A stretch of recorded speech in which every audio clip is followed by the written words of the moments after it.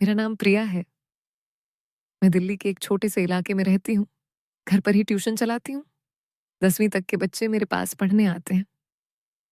महीने में 25 से 30 हज़ार की कमाई होती है। लेकिन घर के खर्चे इतने ज़्यादा हैं कि कभी पूरा नहीं पड़ता। फिर भी जो था, उसी में मैं संतुष्ट थी। मैं एक लड़के को पढ़ा रही थी जिसका नाम आरवस्सा था। वो 17 साल का था लेकिन 10वीं में 2 बार फेल हो चुका था। वो हमेशा पढ़ाई से ज़्यादा मेरी तरफ ध्यान देता रहता। मैं उसे छोटा बच्चा समझती थी। एक दिन एक 65 साल के बुजुर्ग व्यक्ति अपने 17 साल के पोते को लेकर मेरे घर आए। बहुत महंगी कार में आए थे। उनकी शान देखकर मेरी आंखें चमक उठीं। उनका नाम श्रीकांत जी था। उन्होंने बताया कि उनका पोता आरव शहर के बड़े कोचिंग में भी फेल होता रहा है। उन्होंने सुना कि मैं कमजोर बच्चों को अच्छे से समझा देती हूँ, इसलिए उम्मीद लेकर आए हैं। मैंने आरव का एडमिशन ले लिया। बाकी बच्चों से 2,000 रुपए लेती थी, लेकिन श्रीकांत जी से मैंने 4,000 रुपए बताए। उन्होंने बिना झिझक पूरे महीने की फीस पहले ही दे दी। आरव पढ़ाई में बहुत कमजोर था। उसका ध्यान कहीं और रहता। मैंने श्रीकांत जी से कहा कि उसे ज्यादा मेहनत लगेगी, इसलिए फीस बढ़ानी पड़ेगी।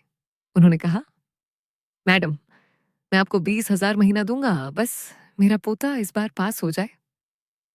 अब मैं एक्स्ट्रा क्लास लेने लगी। दोपहर 2 से शाम 5 बजे तक आरव अकेला रहता।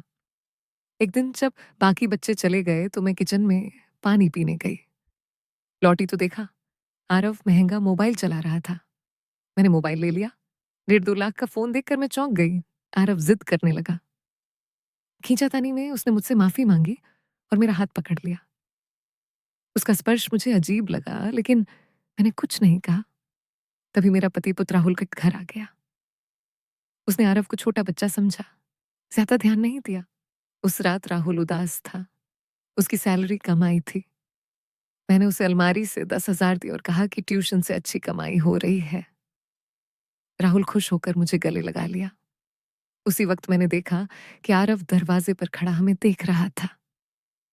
उसने बहाना बनाया कि मैथ्स का सवाल समझ नहीं आया। अगले दिन फिर एक्स्ट्रा क्लास हुई। शाम को अलमारी में पैसे देखे तो सिर्फ 5,000 बचे थे। मैं रोने लगी। तभी आरव आया। उसने मेरे आंसू देखे और बैग से 20,000 निकाल कर दिए।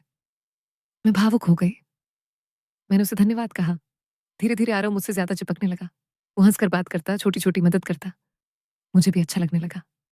मैंने उसे और ज्यादा समय दिया। उसका ध्यान पढ़ाई से हटकर मेरी तरफ ज्यादा हो गया। एक दिन श्रीकांत जी आए और बोले, मैडम, आपने सही किया। आरव को अब ट्यूशन आने में बहुत रुचि रहती है। मुझे पता था रुचि पढ़ाई की नहीं, कुछ और की है। कुछ दिनों बाद आरव ने कहा, मैडम, आप पर मैं खर्च करना चाहता हूँ। मेरे पास दादाजी से ढेर सारी पॉकेट मनी आती है। उसने मुझे महंगे गिफ्ट्स दिए, कपड़े खरीद कर दिए। मैं हैरान थी। महीने भर मेहनत से जो नहीं मिलता, वो उसे पॉकेट मनी से मिल जाता। धीरे धीरे मैं उसके पैसे पर ज्यादा निर्भर हो गई। मैंने सोचा, इससे घर चल जाएगा, बच्चे की पढ़ाई होगी।